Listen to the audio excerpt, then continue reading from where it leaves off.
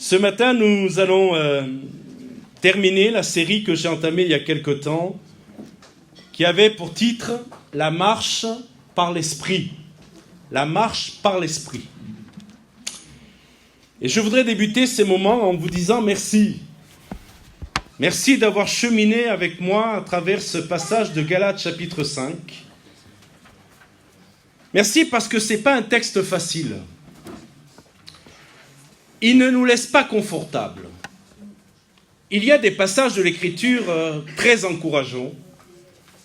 Et il y a des passages aussi de l'Écriture, et c'est assez souvent, il faut le dire, qui nous confrontent, qui confrontent notre réalité. Et en parlant de la marche par l'Esprit, eh bien, l'Écriture nous met face à un défi. L'Écriture nous demande de choisir entre la chair ou l'esprit. Il y a mon frère à la sono, il y a un retour. Et faire ce genre d'examen, c'est pour ça que je vous remercie, faire ce genre d'examen de conscience demande du courage. Aujourd'hui, on termine par les versets 24 et 25 de Galates chapitre 5. Deux versets courts, on va les lire dans quelques instants. Deux versets courts. Vous savez, l'Esprit de Dieu qui a inspiré l'Écriture n'a pas l'obligation d'utiliser beaucoup de mots pour exprimer la pensée de Dieu. Et en quelques mots, voilà que toute la pensée de Dieu se révèle et se manifeste. Et ce que nous allons lire résume d'une certaine façon parfaitement ce que Paul voulait dire lorsqu'il parlait de la marche par l'Esprit. J'ai prié le Seigneur ce matin qu'il me donne de la pédagogie dans l'enseignement ou le partage que je vais vous apporter, parce que nous allons faire un peu de théologie. Et je crois que l'Église, c'est le bon endroit pour faire de la théologie. Qu'est-ce que vous en pensez ? Et on va aborder des choses qui semblent un peu théologiques, mais elles sont pratiques, car la théologie de Dieu est très pratique. Et ce matin, au travers de ces deux versets, nous allons faire face à deux réalités. Première réalité, quelque chose qui est déjà fait et que nous n'avons pas à faire et que nous ne pouvons pas faire. Deuxième réalité, quelque chose que nous devons vivre. Et là, il nous appartient de le faire. Mais lisons Galates chapitre 5, versets 24 à 25. Vous y êtes ? Ceux qui sont à Jésus-Christ, oserais-je vous demander, en levant la main, de me dire si vous êtes en Jésus-Christ ? Oserais-je le faire ? Eh bien, je le fais. Est-ce que vous êtes en Jésus-Christ ?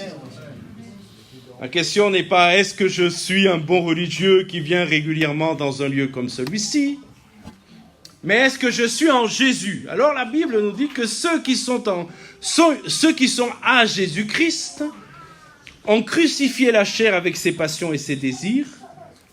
Si nous vivons par l'Esprit, marchons aussi par l'Esprit. Amen. Première chose, ce qui est déjà fait. Ce qui est déjà fait, l'apôtre Paul dit, ceux qui sont à Jésus-Christ ont crucifié la chair. Ça, c'est fait. C'est pas faire. Et ils ont crucifié la chair avec ses passions et ses désirs. Nous en parlions dernièrement. Les versets qui précèdent notre lecture ce matin, eh bien, on fait la démonstration, je n'ai pas choisi d'en parler car le temps me manquerait, de la manifestation de la chair, les œuvres de la chair. Et il y a là toute une énumération étonnante d'ailleurs pour certains, puisqu'il est question de la magie, c'est les œuvres de la chair, les sectes, et il est question de toutes ces choses, l'ivrognerie, les excès de table. Et puis il est question du fruit de l'esprit. Je fais une courte parenthèse, il y a les œuvres de la chair et le fruit de l'esprit. Le fruit, c'est la manifestation, en fait, de l'œuvre de Dieu en nous et de la vie de l'esprit en nous. Juste une petite parenthèse, un pommier, lorsqu'il se réveille le matin, dans la mesure où il se réveille, c'est une image, ne se dit pas « je suis pommier, donc je dois produire des pommes ». Il produit des pommes, parce que dans sa nature, c'est de produire des pommes. Est-ce que vous me suivez ? Et lorsqu'il est question du fruit de l'esprit, un enfant de Dieu, quelqu'un qui est à Jésus-Christ, ne se dit pas le matin, je dois produire le fruit de l'esprit. Il les produit parce qu'il a la vie de Christ en lui. C'est la grande différence avec la religion, qui va essayer au travers de ses dogmes, de ses rituels, de nous donner, de produire le fruit de l'esprit, la patience, l'amour. C'est la grande différence envers les religions qui essayent de produire par eux-mêmes, mais si quelqu'un est en Christ, il est une nouvelle créature, et voilà que le fruit se manifeste. Amen. Amen. Et bénissons Dieu, rendons grâce à Dieu, parce que si nous manifestons le fruit de l'esprit, c'est simplement parce que la vie de Christ coule en nous. Et ce qui a été fait, dit l'apôtre Paul, vous l'avez remarqué avec moi, il dit que ceux qui sont à Jésus-Christ ont crucifié la chair. Avez-vous remarqué crucifié? Pas endormi, pas mis en veille, pas anesthésié. Car vous savez, mes amis, même si une anesthésie est forte parce qu'une opération doit durer des heures, à un moment donné, en tout cas on l'espère, le malade, l'opéré, va se réveiller de son anesthésie. Et l'Écriture ne dit pas que ceux qui sont à Jésus-Christ ont anesthésié la chair. L'Écriture nous dit qu'ils l'ont crucifiée. Qu'est-ce que ça veut dire? Ça veut dire qu'elle a été mise à mort. Alors, là, je voudrais peut-être encourager ceux qui découvrent l'Évangile, ceux qui marchent avec le Seigneur depuis peu. Vous savez, une crucifixion, ça prend du temps. Quand quelqu'un était crucifié, eh bien, le supplice de la crucifixion avait comme horreur le fait que c'était une mort lente à l'agonie. Et en fonction de l'état de santé, de la capacité du supplicié, cela pouvait durer, écoutez-moi bien, quelques heures jusqu'à quelques jours. Pour Jésus-Christ, ça a duré, si on recoupe les textes en fonction des paroles qu'il peut dire et les heures où il les prononce, ça a duré environ 6 heures, ce qui est très court. Alors pourquoi c'est très court? Avez-vous la réponse? C'est très court parce que c'est lui qui a rendu son esprit. On ne lui a pas pris, la mort ne lui a pas pris, le diable ne lui a pas pris. C'est lui qui, à un moment, vous savez, vous connaissez le texte, qui a rendu son esprit. C'est lui qui a dit, là maintenant, je donne ma vie. Mais ce que je suis en train de dire, c'est que oui, la chair est crucifiée, mais ça peut prendre du temps. Amen. C'est pas parce qu'on vient à Christ qu'on découvre l'évangile que, avec beaucoup de sincérité et de vérité, on répond à l'appel de Dieu, à l'appel à la conversion, que tout est réglé. C'est vrai ou pas? C'est pas le jour où j'ai répondu à l'appel de Christ que je suis sorti du lieu où j'ai répondu à l'appel de Christ que ma vie a complètement changé. Mais quelque chose s'est mis en place. Ma chair a commencé à mourir. Pour certains, je répète, il y a une longue agonie. Mais il y a le processus qui est en place. Est-ce que vous me suivez? Et la question qu'il faut vérifier, c'est est-ce que le processus est en place? Est-ce que la mort de la chair est en train de se mettre en place? Alors oui, il y a encore des manifestations de la chair. On en parlera dans quelques instants. Oui, elle se rebelle. Oui, on n'arrive pas encore à être défait de tout. Mais mon frère, ma soeur, je voudrais encourager quelqu'un ce matin. Le processus est en place. Alors ne te décourage pas. Ne dis pas, je ne suis pas un enfant de Dieu, je ne suis pas digne de venir dans la maison de Dieu. D'ailleurs, si nous devions être dignes de venir dans la maison de Dieu, cette salle serait vide ce matin. C'est la grâce qui nous permet d'être dans la présence de Dieu. Mais ce qu'il faut vérifier, c'est que le processus a pris place. Et c'est étonnant parce que ça peut être en contradiction avec tout ce qu'on a dit dans les sermons précédents. On a dit qu'il y avait un combat, que la chair résistait, que nous ne faisions pas ce que nous voulons. Alors comment est-ce que les deux peuvent être vrais en même temps? Et c'est là où on va faire un petit peu de théologie. La réponse réside en fait dans les temps des verbes. Le Nouveau Testament a été écrit en grec et c'est une langue très très riche qui nécessiterait pour certains passages une longue traduction pour entrer dans la profondeur de la pensée de Dieu. Mais le Nouveau Testament a écrit ce texte-là dans un temps particulier qu'on n'a pas en français. On ne l'a pas. Je vais vous le donner, ce temps c'est l'aoriste, Connaissez-vous ce temps? L'aoriste. Ce temps, c'est un temps qui exprime une action qui est passée, mais qui est définitive. Lorsque le texte emploie le verbe crucifier, c'est un aoriste. Ça veut dire que c'est quelque chose qui s'est passé, qui est accompli et qui est définitif. Ce n'est pas quelque chose que nous devons faire. C'est quelque chose qui s'est fait une fois pour toutes quand nous nous sommes tournés vers le Christ. Paul dit dans l'Épître aux Romains, je lis le texte au verset 6, écoutez juste la lecture. Notre vieil homme a été crucifié avec Christ. Alors notre vieil homme, ce n'est pas le vieillard qu'on a à la maison, hein? C'est la vieille nature. Notre vieil homme a été crucifié avec Christ. Que dit Paul? Lorsque Christ mourait sur la croix et qu'il était crucifié sur la croix, notre vieille nature était crucifiée aussi avec Christ sur la croix. Nous avons été ensevelis avec lui par le baptême et nous sommes ressuscités avec lui à une nouvelle vie.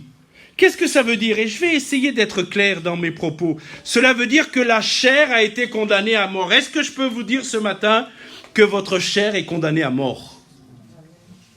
Si vous n'acceptez pas ce verdict, vous ne pouvez pas vous convertir à Jésus-Christ. Si vous vouliez négocier avec Dieu en disant « Oui, moi, je veux bien marcher avec toi, Seigneur, je veux bien connaître la vie de l'Esprit, mais s'il te plaît, permets que ma chair ne soit pas totalement mise à mort, mais là à mort à moitié. » Et Christ va vous dire « Non, c'est tout ou rien. » Et mes bien-aimés, ce matin, notre chair a été condamnée à mort. Nous en reparlerons sous un autre aspect tout à l'heure concernant l'aspect, je dirais, de la dette, mais notre chair n'a pas vocation à perdurer dans notre vie avec le Seigneur. Elle est mise à mort. La sentence est prononcée. Mais c'est toute la tension de la vie chrétienne. Elle n'est pas complètement exécutée. Je vais vous donner une image. C'est comme un général ennemi qui a été capturé. Il est vaincu. On l'a enchaîné. Il est vaincu. Il a encore son autorité de général sur son armée, mais il est emprisonné, il est vaincu, il est enchaîné. Mais est-ce que vous êtes conscient avec moi que si on le libère de ses chaînes, il recommencera à faire des dégâts? Est-ce que vous comprenez? Il faut que ce général soit gardé enchaîné. La sentence est prononcée. Tu ne peux plus causer de dégâts, tu es enchaîné, tu es emprisonné. Et c'est exactement ce que Paul dit concernant la chair. La chair, elle doit être gardée enchaînée. Amen. Mes amis, nous en reparlerons dans quelques instants, mais à chaque fois que la chair veut se manifester. Peut-être aussi, soyons honnêtes, et c'est pour ça que j'ai voulu que nous prêchions la parole de Dieu avant la Sainte Seine, peut-être aussi nous la mettons dans des situations où la chair est sollicitée. Mes frères et sœurs, mes frères et mes sœurs, il y a des situations où il ne faut pas se mettre. Parce que la chair va être sollicitée. Le général de la chair va retrouver son autorité. Et je vais être clair et peut-être même cash, tant pis. Il y a des choses qu'on ne doit pas mettre sous nos yeux, mes frères. Il y a des choses qu'on ne doit pas mettre sous nos yeux, mes sœurs. L'ennemi a été enchaîné, il a été crucifié. Mais si nous exposons à des choses, nous allons réanimer la chair. Et mes frères et sœurs, on a besoin de la grâce de Dieu. On a besoin du secours du Saint-Esprit. Pour que ce général ennemi qui veut notre destruction demeure enchaîné. Et un amen m'aurait encouragé. Je sais que c'est délicat. Mais il faut parler de ces choses, oui ou non? C'est ce que Paul dit. Paul dit, par l'Esprit, gardez votre chair en position de défaite. Ne lui donnez jamais le gouvernail. Ah, mes frères et sœurs, nous voulons demander au Seigneur qu'il nous permette que ce soit le Saint-Esprit qui gouverne notre vie. Que ce soit Jésus-Christ qui soit le gouvernail de notre vie. Mon frère, ma sœur, et laisse le Saint-Esprit te convaincre ce matin. Ma prédication te dérange, mais elle te dérange parce que Dieu veut faire grâce. Alléluia. L'ennemi n'est pas content que je prêche cela, parce que l'ennemi veut vous garder dans dans l'esclavage de la chair. Mais ce matin, j'ai prié avant qu'on vienne à ce culte pour qu'il y ait une libération au nom de Jésus. Et que sortent de ce lieu des gens qui étaient enchaînés par la chair délivrés. Car c'est la volonté du Seigneur. Ne repousse pas ça. Ne te sens pas accablé. Sans le Saint-Esprit te parler et te dire c'est jour de victoire aujourd'hui. Alléluia, c'est jour de victoire. L'ennemi va être vaincu. Et je parle de la chair ici. Dans Romains chapitre 8, il est question de cette même tension. Ouvrez vos Bibles avec moi, Romains chapitre 8, versets 12 à 13. C'est la même tension entre la chair et l'esprit, mais vue sous un autre angle. Et Paul n'a pas seulement écrit cette tension aux Galates. Il l'a développée aussi dans Romains chapitre 8 avec quelques versets qui éclairent magnifiquement ce que nous venons de dire. Regardez bien, Romains 8, 12 et 13. Ainsi donc, frères, nous ne sommes point redevables à la chair. Retenez le mot redevable. Nous ne sommes point redevables à la chair pour vivre selon la chair. Si vous vivez selon la chair, si vous vivez sous la chair, vous mourrez. Mais de quelle mort il s'agit ? Il faut être clair, de la mort éternelle. Si c'est notre chair qui conduit notre vie, oh mes amis, permettez-moi de nous confronter. Je dis bien de nous confronter, c'est pas parce que je viens à l'église, que je donne ma dîme, que je chante, que je dis Amen et Alléluia au bon moment, qui fera la différence. Nous pouvons être de parfaits chrétiens religieux évangéliques, mais si nous vivons par la chair, nous mourrons. Mes amis, il faut que cette chair meure, afin que nous vivions. Alléluia. Si vous vivez selon la chair, vous mourrez. Mais si par l'esprit, et notez bien cela, par l'esprit vous faites mourir la chair, vous vivrez. Regardez au verset 12 le mot que l'apôtre Paul emploie. Nous ne sommes plus redevables. Tout à l'heure, nous parlions d'un aspect de la chair qui essaye de reprendre le dessus sur la nature de Christ que nous avons reçue à notre conversion. Mais là, c'est un langage de dette, redevabilité. Nous ne sommes plus redevables. La chair se présente devant nous. Écoutez bien cette image. La chair se présente devant nous. Elle vient devant nous. Et elle vient devant nous comme si elle avait un droit sur nous. T'as une dette. Tu es redevable. Et Paul dit non. Amen. Non. Elle n'a aucune créance sur nous. Mes frères et sœurs, il faut que nous rappelions à notre chair que la dette a été payée à la croix. Alléluia. Je répète, notre dette a été payée à la croix. Et on dit à notre chair, nous ne te devons rien, car Christ a payé notre dette à la croix. On ne te doit rien. Tu peux revendiquer, mais il y a quelque chose que Jésus a prononcé sur la croix, quelque chose qu'il a dit en grec qui s'appelle « tétélestai ». C'est un titre juridique, c'est ce que les juges mettaient lorsque quelqu'un avait payé sa dette. On mettait sur la dette, on mettait en travers ce mot « tétélestai », ça voulait dire « la dette est payée, tout est accompli ». Et pensez-vous que c'est par hasard que Jésus a crié ce « tétélestai » ? Non, c'est pour dire à la chair, tout est accompli. Et mes frères et sœurs, je vais vous dire comme ça, la chair, elle revendique, mais il faut lui dire, t'as rien à revendiquer. Il n'y a que de la place dans ma vie pour le Saint-Esprit et pour le Seigneur Jésus. Amen. Amen. Tu revendiques ?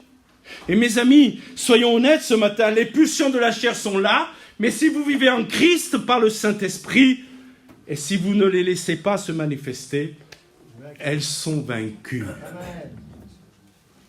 Amen. Elles sont vaincues. La dette est payée. C'est exactement la même vérité que Paul dit aux Galates. Aux Galates, c'est l'image juridique de la crucifixion, une sentence exécutée. Là, c'est l'image financière. La dette est payée, nous n'avons plus de créance, et si la chair revendique, on dit on ne te doit rien. tout est payé. Amen. 2 métaphores, mais une seule réalité. La chair n'a plus aucun titre légitime sur nous. Mais Paul ne s'arrête pas là. Suivons bien le texte. Au verset 13, il va dire, il passe immédiatement à l'expérience. Il va dire, si par l'esprit vous faites mourir la chair, vous vivrez. Le verbe, écoutez-moi bien, le verbe crucifié tout à l'heure était le temps à un aoriste. C'est un acte accompli une fois pour toutes. Mais le temps employé ici dans Romains chapitre 8, 13, c'est pas un aoriste. C'est un temps particulier. C'est une action qui a lieu à un moment et qui dure dans le temps. C'est intraduisible parce qu'on n'a pas ce temps en français, mais on pourrait traduire plutôt « Si par l'esprit vous faites continuellement mourir la chair ». Vous me suivez là ? Quand l'Écriture dit « Soyez remplis du Saint-Esprit », vous avez lu ce texte ? C'est le même temps qui est employé. Ce n'est pas écrit littéralement « Soyez remplis du Saint-Esprit ». Un jour, vous êtes remplis du Saint-Esprit, vous avez votre dose pour toute votre vie. C'est pas ça. Le texte dit « Soyez continuellement en train d'être remplis du Saint-Esprit ». Vous me suivez là ? Ce n'est pas une expérience qu'on vit un jour, c'est quelque chose qu'on vit constamment. Et là, c'est la même chose que l'apôtre dit aux Romains. Il dit « Soyez continuellement en train de faire mourir cette chair, et alors vous vivrez. » C'est une action continue, répétée. Est-ce qu'on peut dire même quotidienne ? On ne peut pas régler ça le dimanche matin, on va prendre la Sainte Seine, on va régler ça, puis on est tranquille pour la semaine. La vérité, mes frères et sœurs, vous êtes avec moi ? La vérité, c'est que lundi matin, il va falloir continuer à la faire mourir. Oui ou non ? Elle revendique. Mais je vais la faire mourir. Autrement dit, la chair a été condamnée à mort une fois pour toutes. Écoutez-moi bien, cette sentence, nous avons besoin de l'appliquer chaque jour par l'Esprit. Vous comprenez ? La déclaration est faite, mais nous devons l'appliquer tous les jours. C'est exactement l'image du général capturé.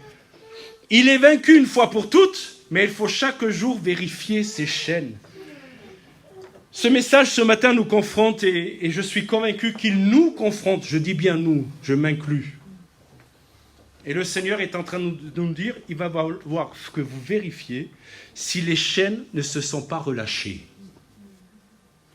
Amen. Est-ce que les liens sont bien fermés ? Est-ce que dans ta marche avec le Seigneur, la chair là n'a pas eu de la relâche ? Eh bien, je crois par la puissance du Saint-Esprit que ce matin, nous allons pouvoir resserrer les chaînes de la chair avec la grâce de Dieu, avec la conviction du Saint-Esprit et la confession dans notre cœur. Il n'est pas question qu'on ouvre un confessionnal ici, que vous fassiez la queue et que je suis qui, moi, pour vous absoudre ? Celui qui peut vous pardonner, c'est Jésus, parce que celui qui est mort pour vous sur la croix. Maintenant, je crois qu'avant de prendre la Sainte Seine tout à l'heure, nous allons laisser le temps au Saint-Esprit de nous permettre de vérifier si les chaînes sont bien fermées, verrouillées. Et si ce n'est pas le cas, parce que ça peut ne pas être le cas, demandez au Seigneur qu'il nous aide à les fermer. Alléluia. Le combat quotidien contre la chair n'est pas... Écoutez-moi bien, le combat quotidien contre la chair n'est pas la condition pour devenir enfant de Dieu, c'est la preuve qu'on l'est déjà. Je répète, ça c'est puissant théologiquement. Je répète parce qu'il fait chaud. Le combat quotidien contre la chair n'est pas la condition pour devenir enfant de Dieu. Ça, c'est la religion qui nous dit ça. La vérité, c'est la preuve qu'on est déjà enfant de Dieu. Je vais vous dire quelque chose. Les païens, les non-convertis, vivent très bien avec la chair. Hein ? C'est vrai ou pas ? Et plus ils sont dans la chair, mieux ils sont. C'est vrai ou pas ? Et c'est ce que nous étions. Nous étions comme ça. Oh, peut-être notre conscience nous reprenait. Peut-être que lorsqu'on faisait un examen du foie, la cirrhose allait venir, donc on commençait à être mal à l'aise. Mais on se roulait dans la boue du péché. On était content. Vrai ou pas ? Donc le fait qu'il y ait ce combat, c'est pas pour devenir chrétien, c'est parce que nous le sommes qu'il y a ce combat. Amen. Galates, chapitre 5, nous dit ce qui s'est passé, écoutez bien, la chair a été crucifiée.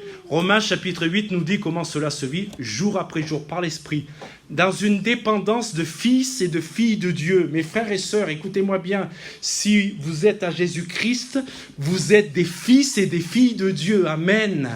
Un sourire, un éclat, un grand Amen m'aurait fait plaisir, un grand Alléluia, parce qu'on n'est quand même pas n'importe qui. Moi, je suis fils de Nevers, mais je suis aussi fils de Dieu. Alléluia. Amen. Dis à ton cœur ce matin, je suis fils de Dieu, je suis fille de Dieu. Je ne suis pas n'importe qui. Pas dans la prétention, dans la grâce. Et je vais aller au deuxième point parce que c'est important que nous en parlions. Maintenant, une fois qu'on a dit ça, il faut parler de la cohérence entre la vie et la marche. Verset 25. Si nous vivons par l'Esprit, marchons aussi selon l'Esprit. Vous savez, la parole de Dieu, l'Évangile, c'est quelque chose de très pratique. Vous me suivez là ? C'est pas théorique, c'est pas intellectuel, c'est pratique. Et en grec, il y a deux mots. D'abord, vivre, zao. Zoé aussi vient de là, zao. Écoutez-moi bien, c'est la source de vie. Si nous vivons par l'Esprit, c'est-à-dire si l'Esprit est notre source de vie, alors marchons aussi par l'Esprit. Et c'est là qu'on doit parler de cohérence. Cohérence entre ce que nous vivons et la marche. Amen. Et le mot marcher est intéressant. Je m'y suis arrêté parce que il est très intéressant. Ce verbe signifie littéralement marcher en rang. C'est un terme militaire. Marcher en rang. Vous avez vu, bientôt il va y avoir le défilé du 14 juillet. Vous n'êtes pas impressionné, vous, par ces défilés ? Ils marchent en rang, il n'y a pas une tête qui bouge, c'est merveilleux, oui ou non ? C'est extraordinaire. Et c'est ce mot qui est employé, marcher, c'est un terme militaire. C'est avancer dans une ligne ordonnée, c'est garder le pas, c'est suivre une règle ou un ordre établi. Dans le monde militaire grec, il pouvait être utilisé pour des soldats qui marchent en formation. Chacun reste à sa place et avance au même rythme, même rythme que le reste de la troupe. L'idée, écoutez-moi bien, n'est pas simplement de se déplacer, mais l'idée, c'est de rester aligné. Et écoutez, parce que c'est ça qu'on doit entendre ce matin. Marcher selon l'Esprit, c'est rester aligné sur la direction du Saint-Esprit. Amen. Marcher selon l'Esprit, c'est suivre le rythme, écoutez-moi bien, du Saint-Esprit, plutôt que de suivre nos impulsions. Est-ce que vous me comprenez ? Mes frères et sœurs, notre chair a des impulsions, oui ou non ? Si vous me dites non, c'est que vous n'êtes pas loin du tombeau. Vous êtes dans un état comateux. La vérité, oui ou non ? La chair a ses pulsions, a ses impulsions. À nous de ne pas la mettre dans des situations où les impulsions peuvent se manifester. Je l'aurais dit encore ce matin. Mais être conduit par le Saint-Esprit, c'est suivre le rythme du Saint-Esprit. Je vais le dire ainsi, le cœur du Saint-Esprit, car le Saint-Esprit est une personne. Et pas nos propres impulsions. C'est vivre dans l'obéissance et la discipline spirituelle. Oh, je sais que c'est un mot qu'on n'aime pas entendre aujourd'hui, discipline. Mais mes amis, je suis désolé, certains d'entre vous font du sport et vous êtes disciplinés pour votre sport. C'est vrai ou pas ? Pour cet été, faire les bois à la plage, montrer les abdos, les biceps. On est discipliné pour ça. Et vous savez que la parole de Dieu fait de nous des disciples de Christ. Et un disciple de Christ a une discipline. L'image est donc celle d'un soldat qui ne quitte pas les rangs pour suivre ses envies personnelles. Vous imaginez défilé du 14 juillet. Tout est bien. Puis il y en a un qui dit « Oh non, moi aujourd'hui, j'ai pas envie, je vais aller de mon côté. » Vous imaginez ça serait terrible, oui ou non ? Qu'est-ce qui t'a pris, lui ? Ah non, moi, j'ai pas envie de suivre le... On a répété, on a travaillé, Je sais ce que je dois faire, mais là, j'ai pas envie. Je suis ma propre vie. On va voir que lui. Vous êtes d'accord ou pas? On va voir que lui. Et mes frères et sœurs, le Saint-Esprit nous dit ce matin, reste sous mon contrôle. Marche à mon pas. Reste dans les rangs. Ton indépendance. Écoute-moi bien, mon frère. Écoute-moi bien, ma sœur. Ton indépendance et la revendication de ton indépendance va te perdre. Va te perdre. La victoire chrétienne ne consiste pas seulement à renoncer au péché, mais c'est de rester chaque jour dans les rangs du Seigneur. Et je ne sais pas vous, mais moi j'ai vraiment besoin du Saint-Esprit pour ça. Et aujourd'hui, dans le monde dans lequel je vis, nous vivons plus que jamais. Quand j'ouvre Internet, j'ai besoin. Mes frères et sœurs, quand j'ouvre Internet, j'ai besoin que le Saint-Esprit me guide.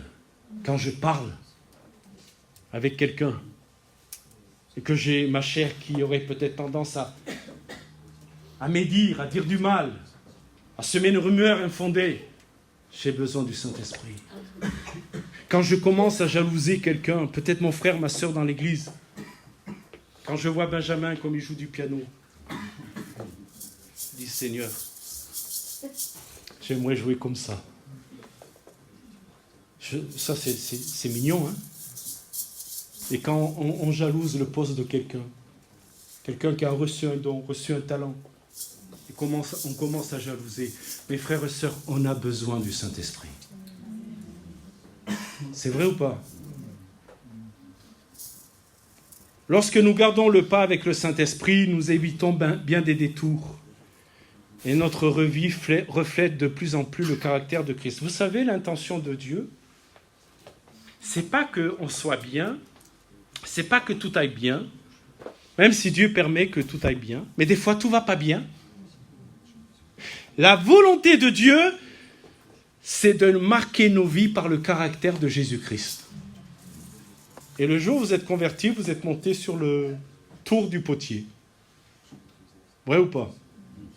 Alors on vous a peut-être vendu un évangile en vous disant venez au Seigneur et tout sera facile.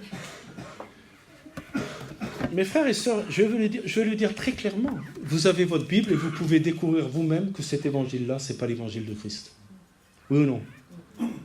Pas besoin que je vous le dise. Lisez votre Bible, vous allez voir que le Seigneur ne dit pas que si on vient en lui, tout sera facile. Mais mes frères et sœurs, quand on s'est convertis, on est monté sur le tour du potier. Vous avez vu un potier travailler? Peut-être pas vraiment, mais vous avez vu des vidéos.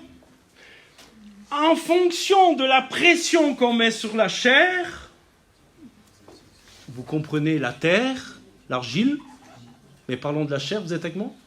En fonction de la pression qu'on met sur l'argile et sur la chair, eh bien c'est ça qui va donner la beauté de cette masse informe qui va devenir quelque chose de merveilleux.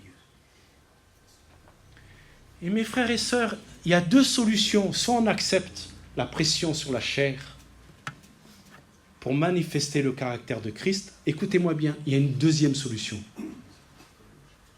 On descend du tour.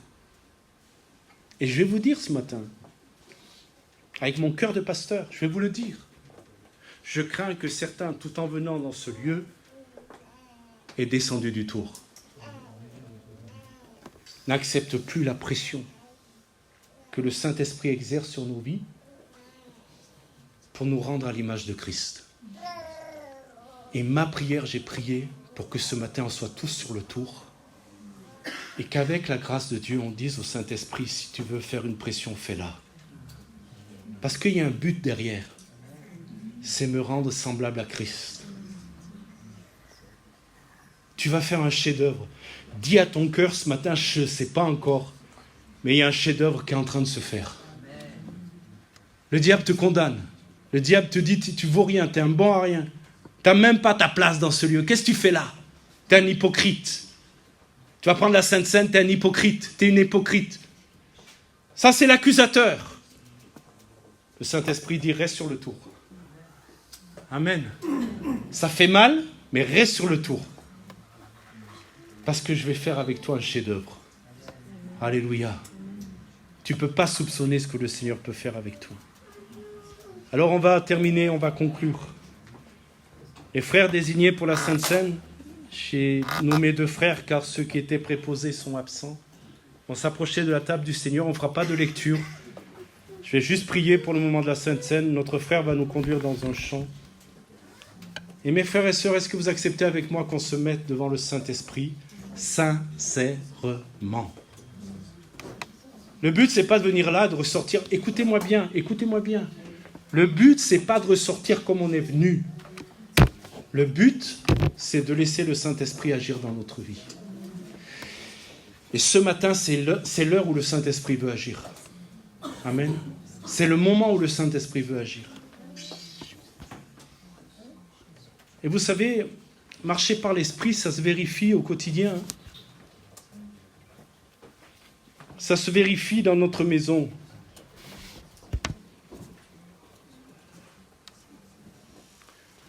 Je vais le dire, j'espère que personne ne se sentira froissé, mais je vais le dire.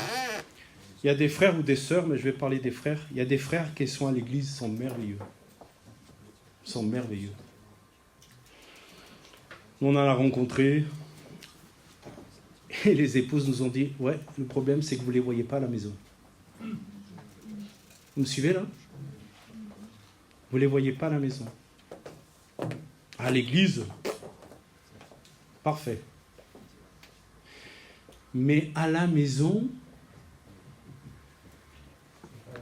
Dr. Jekyll se transforme en Mr. Hyde. Vous avez la référence?